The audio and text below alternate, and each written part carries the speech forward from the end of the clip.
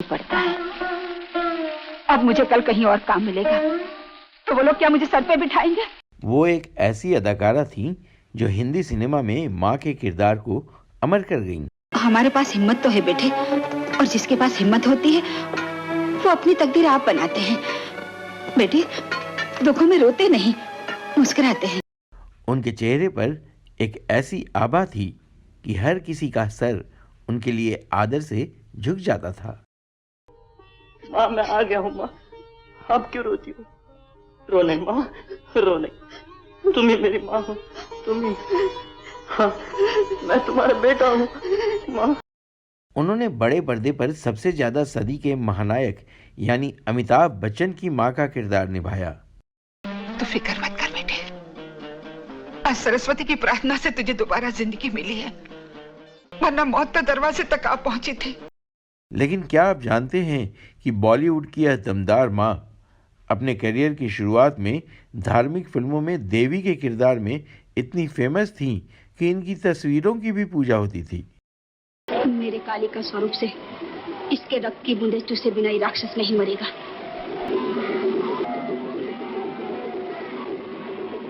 जय काली, जय कराली। क्या आप यकीन कर सकते हैं कि उन्होंने अपनी इस इमेज को तोड़ने के लिए फिल्मों में बोल्ड सीन दिए और पर्दे पर तलवार लेकर भी उतरी। और क्या आप मानेंगे कि रियल लाइफ में ऐसी आदर्श माँ के बच्चों ने उन्हें रियल लाइफ में इतनी तकलीफ दी कि उन्हें एक बेटे को अपने घर से निकालना तक पड़ गया था। कौन थी यह अवार्ड विनिंग अदाकारा और कैसा रहा उनका फिल्मी सफ़र, जानेंगे और भी बहुत कुछ। बस बने रहिए हमारे साथ।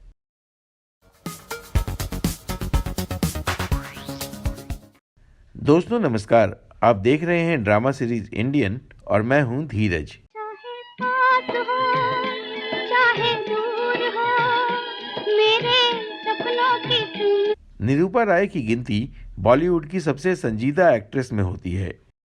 करीब 5 दशकों तक फैले उनके फिल्मी करियर में उन्होंने हर तरह के किरदार निभाए।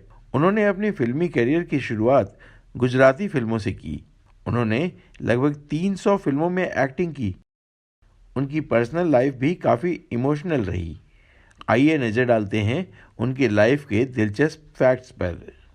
बगिया में बुलबुल बोले, डाल पे बोले कोयलिया।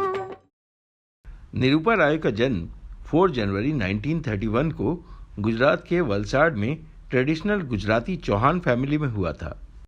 उनके पिता किशोर चंद बलसारा रेलवे में कर्मचारी थे। फिल्मों में आने से पहले तक उनका नाम कांता चौहान था। उनके मम्मी पापा उन्हें प्यार से छीबी कहकर बुलाते थे। कांता स्कूल में थी जब उनके पिता ने उनकी शादी कमल रॉय से कर दी। उस वक्त उनकी उम्र महज 14 साल थी। शादी के बाद कांता का नाम बदलकर कोकिला रख दिया गया। 1945 में वो अपने पति के साथ मुंबई आ गईं। निरूपा राय के पति कमल राशन इंस्पेक्टर की नौकरी कर रहे थे, लेकिन मायानगरी मुंबई में फैले बॉलीवुड के मोह से दूर न रह सके। उनके अंदर एक्टर बनने की चाहत थी, इसलिए वो ऑडिशन देते रहते थे।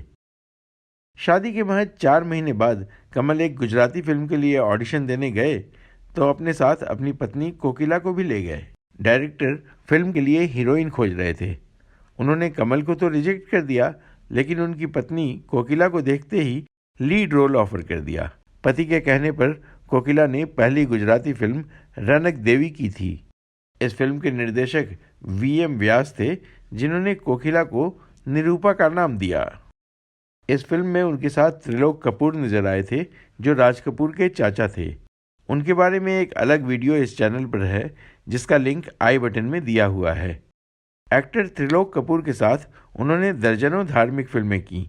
जिनके नेत्र की ज्वाला से काम भस्म हो गया, उन्हीं के लिए मैं ये सब कर रही हूँ।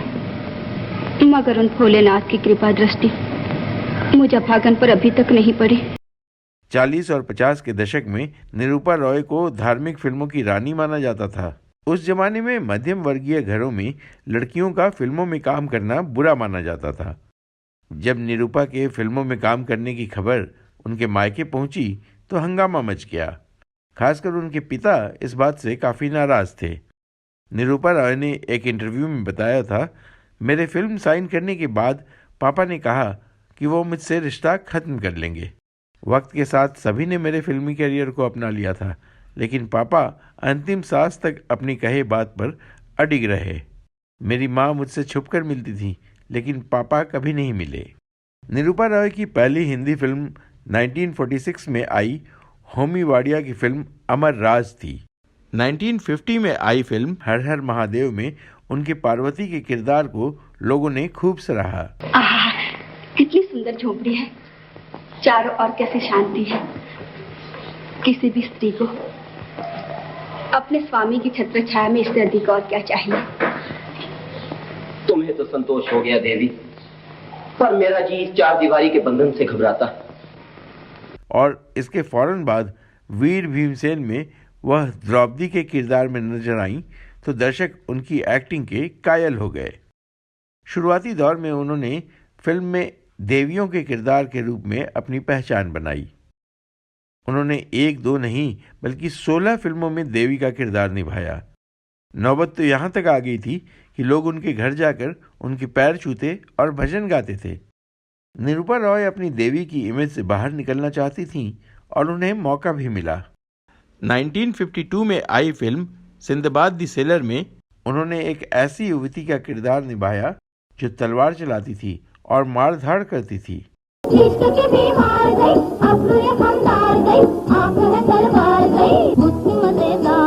50 और 60 के दशक में निरूपा ज्यादातर धार्मिक फिल्मों में ही नजर आईं।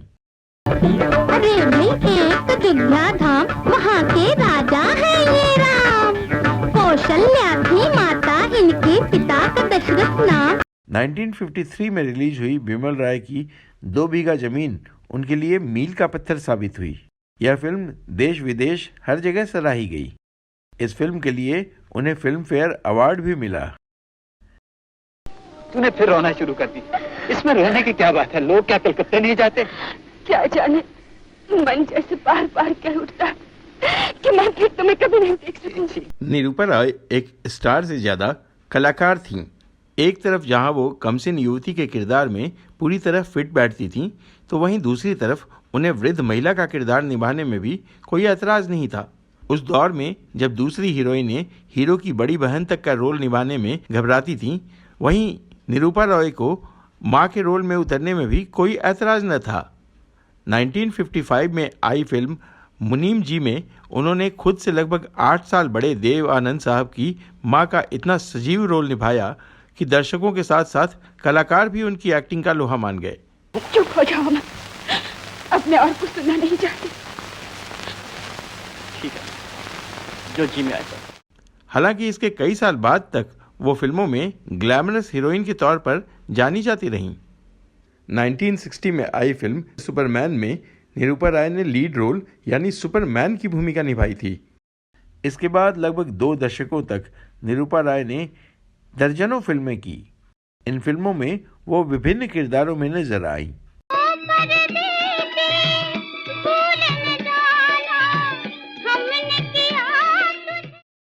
1975 में रिलीज हुई फिल्म दीवार निरूपा रॉय की खास फिल्मों में से एक है। यश चोपड़ा के डायरेक्शन में बनी इस फिल्म में उन्होंने शशि कपूर और अमिताभ बच्चन की मां का किरदार निभाया था। तू अभी इतना अमीर नहीं हुआ बेटा कि अपनी मां को खरीद सके। आगे चलकर उनकी इमेज बिग बी की मां के रूप में ही बन गई, जिसे काफी सराहा भी गया।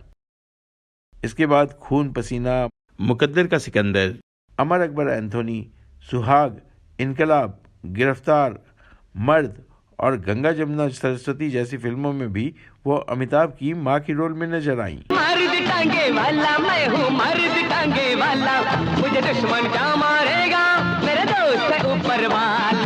1999 में रिलीज हुई फिल्म लाल बादशाह में वो आखिरी बार अमिताभ बच्चन की मां के किरदार में नजर आईं। है कोई माई का लाल जो इस माँ से अपने लाडले को छीन कर ले जाने की ताकत रखता हो। माँ भवानी की कसम, अगर किसी ने आगे बढ़ने की कोशिश की तो काट कर टुकड़े टुकड़े कर दूंगी। उसके बाद भी निरूपा रॉय 2 और फिल्मों में नजर आईं, जो थी 1999 में रिलीज हुई जहां तुम ले चलो और 2001 में आई लव यू हमेशा। निरूपा राय को कई फिल्म फेयर अवार्ड मिले थे। आखिरी और लाइफ टाइम अचीवमेंट अवार्ड तो उन्हें उनकी मृत्यु के कुछ दिन पहले ही मिला था। वक्त के साथ साथ निरूपा राय बॉलीवुड में बड़ा नाम बन चुकी थीं। कहते हैं निरूपा राय ने कभी 150 रुपये प्रति महीने पर भी फिल्मों में काम किया था और धीरे धीरे उन्होंने वह सब पा लिया जिसका ख्वाब लेकर लोग अक्सर मुंबई भागते हैं। नेपियन सी रोड पर निरूपा राय का जो घर है उसकी कीमत करोड़ों में है, जिसे निरूपा राय ने 1963 में खरीदा था। निरूपा राय को घर, गाड़ी और सभी शानो शौकत मिली, लेकिन उनके अपने बच्चों में ही वो प्यार नहीं बन पाया जो पर्दे पर उनके फिल्मी बच्चों में दिखाई पड़ता था। खबरों की माने तो उन्होंने अपने एक बेटे को घर से इसलिए निकाल दिया था क्योंकि वह उन्हें मारता पीटता था। अपनी दमदार एक्टिंग से ऑडियंस के दिल को छू लेने वाली निरूपा राय का 13 अक्टूबर 2004 को निधन हो गया। निरूपा राय के निधन के बाद उनके दोनों बेटों किरण और योगेश में प्रॉपर्टी को लेकर हुई लड़ाई खूब सुर्खियों में रही। सन 2015 में जब निरूपा राय के पति कमल की मौत हो गई तो प्रॉपर्टी विवाद का यह मामला कोर्ट तक पहुंच गया। इस प्रॉपर्टी की कुल कीमत 100 करोड़ के आसपास है। तो दोस्तों, आपको ये वीडियो कैसा लगा हमें कमेंट बॉक्स में ज़रूर बताइएगा। अगर आपके पास भी निरूपा राय से जुड़ी कोई और जानकारी हो तो वह हमसे अवश्य शेयर कीजिएगा। तो अब दीजिए अपने होस्ट और दोस्त धीरज को इजाज़त। नमस्कार।